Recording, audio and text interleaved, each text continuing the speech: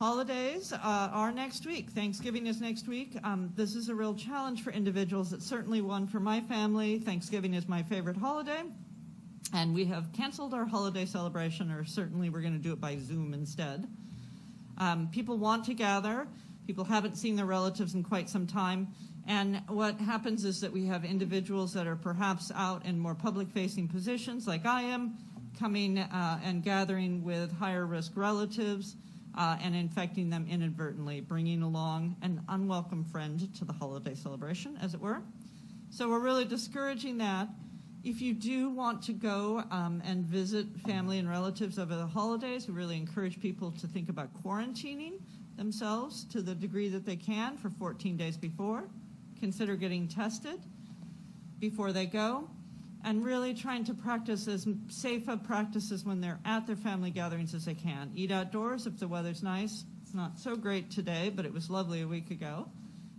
Wearing a cloth face covering, trying not to gather in close quarters, keeping that distance. And I don't know why this is, because I feel like we've been in lockdown for a long time, and now we hear that it's wintertime and more people are moving indoors. But why would more people be moving indoors when we really have been locked down pretty much for a significant amount of time? I know I was out exercising outside, and now it's colder. I can't exercise outside. But well, you've just given a great example. I think that's an example of some of people who might.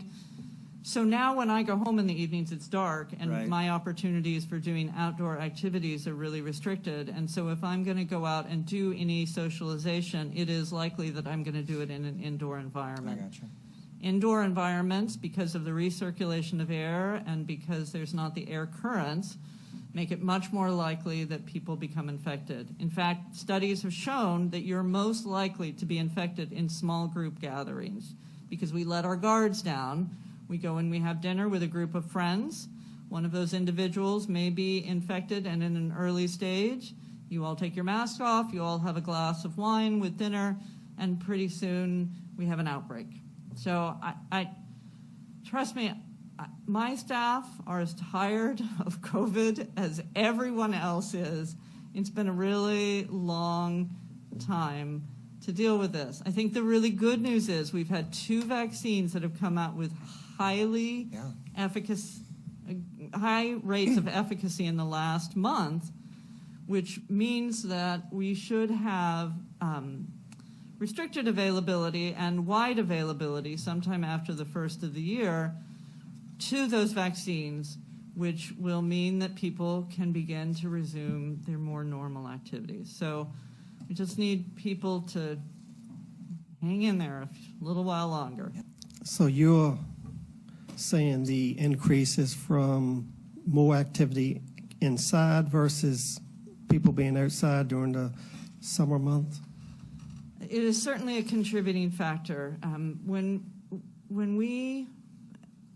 During the summer months, we made everyone aware that being indoor was riskier, and we also closed lots of the activities that you would do indoors, right? Movie theaters were closed over the summer months. Restaurants had fairly reduced capacity in many areas of the state. And so people spent a lot of time outdoors socializing and doing other activities. When you're outdoors, you get lots of air current, and if you are infected, that's dispersing the virus over a large area. We know with the shorter days and now with the colder weather, people will move indoors. They will spend less time outside because it's dark now. People are not going to be outside having that evening picnic. And that's going to put people at higher risk. So it's certainly a contributing factor. Can I say how much of the percent increase is due to that? No, there's no way to know that for sure.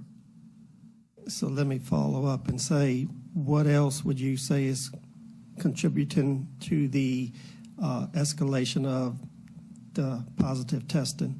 I think that people are tired of the restrictions, frankly. I think people are becoming less rigorous about wearing masks all the time. I think people are going out to eat more and socializing more with their friends and family that they haven't seen, and that's leading to higher infectious rates.